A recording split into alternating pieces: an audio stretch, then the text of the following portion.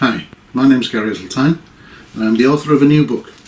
This book, Non-Human, the Rendlesham Forest UFO Incidents, 42 Years of Denial. My background to do a 5-year reinvestigation of this case? Well, it's simple. 30 years of policing, 6 years in the Royal Air Force Police, and then 24 years in the British Transport Police. For 19 years I was a detective, constable, working at the sharp end of all manner of serious inquiries, including murder, manslaughter and rape. I was an advanced interviewer of suspects and witnesses, and I've applied this in my reinvestigation of the case. 5 years I've been investigating the actual case, for nigh on 16 years. But over the last 5 years I've done a ground zero deep dive into Rendlesham Forest, and I thought I knew the case well. But believe me, there was things that I didn't know, especially historical.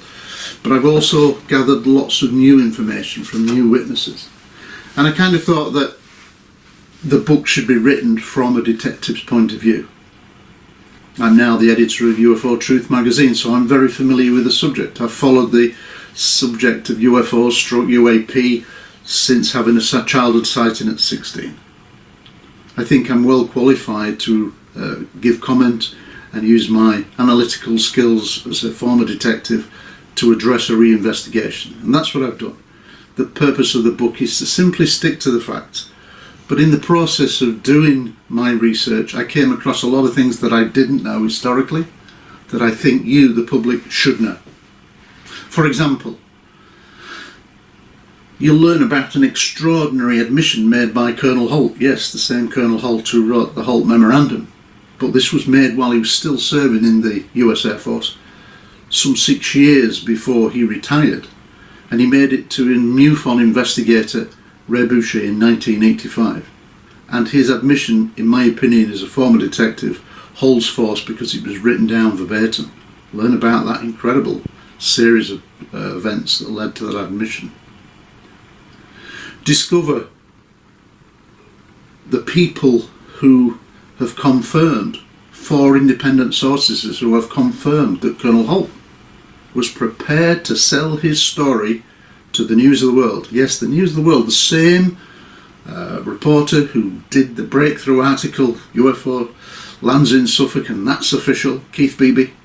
4 independent sources confirmed that he was in negotiation with Keith Beebe. Learn about that story.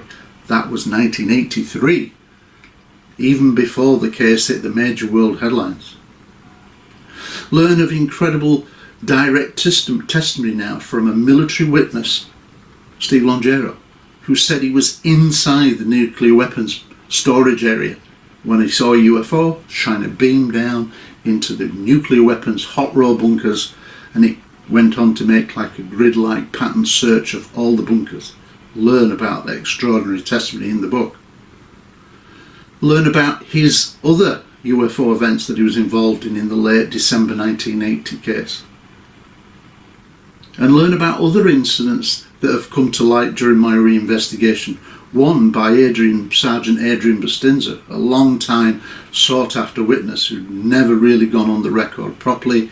Well, he did in a 4.5-hour interview with me, a transatlantic phone call, and it's a sensational interview on many counts. He has a completely new incident where he led a team of 20 or so people in a line search of the forest. Nobody's ever heard of that until this book. He also goes on to describe a second landing, a landing that is so controversial and probably one of the main reasons why there has been so much disinformation about this subject for such a long time, this case. A second landing. He confirms and finally corroborates Larry Warren's original military whistleblower account from the late 1983, that there indeed was a second landing in a field, that it was surrounded by security police officers, US Air Force security police officers, that it was being filmed on moving images. We're not talking still camera, still pictures, we're talking moving footage. And that Colonel Williams, the base commander, was there.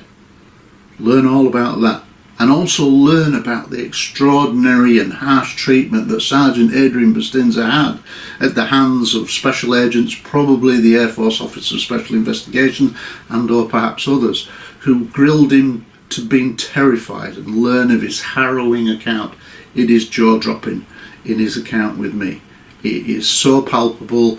When you read it back, you will really get into his mindset. He was so frightened, disgusted by the way he was being treated, that he wanted to go AWOL, absent without leave. He was a sergeant. He signed up to protect his country, and this was not the level of protection that he thought he was joining. Incredible testimony. All in this new book. Conversations with people and other military witnesses who I've gone back to and approached and re-interviewed with my advanced interviewing skills to try to glean more information and or maybe ask more pertinent questions. And believe it or not, I did get new information, some of which is highly pertinent. Revealed for the first time is the sensational account of another person, not a US Air Force police officer, a crew chief, a guy who repaired aircraft, a guy called James Stewart. And his testimony is nothing short of science fiction incredible, but within the context of the other events that took place at Rendlesham, it falls into place. But this occurred, we now know, this occurred in late December, around 27th, 28th of December 1979, a complete 12 months earlier than the late December incidents that the case has become famous for. Learn about that in the preceding 12 months there were significant other UFO cases that have come to light that have never really been publicised, and they should have, because people still talk in documentaries to this day that we're still talking about a lighthouse. Ridiculous. 50, 60 English-speaking documentaries, they've all cherry-picked the evidence. They have not presented you, the public, with the right information, in my opinion. And after 5 years, there is so much information that I guarantee you did not know, both old and there's a lot of new information. So if you've ever really wondered about what this case is really all about, I suggest that you read my book.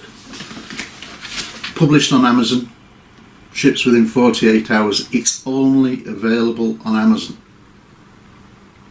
I've just laid out the facts for you using my detective skills.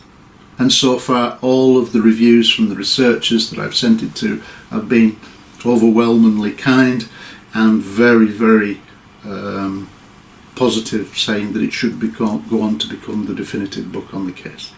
That's for other people to decide, but there you have it. After 42 years, you finally have the truth, and it reveals in its conclusions that there were 17 different timed incidents over what looks like a 3 to 4 day period, not 3 days as we thought, probably now a 4th consecutive day of activity. And I found out about an incredible event that's in there for the first time from a military witness who says that on 23rd of December, actually before Christmas Day, that something happened that's quite extraordinary. Learn about it all in the book.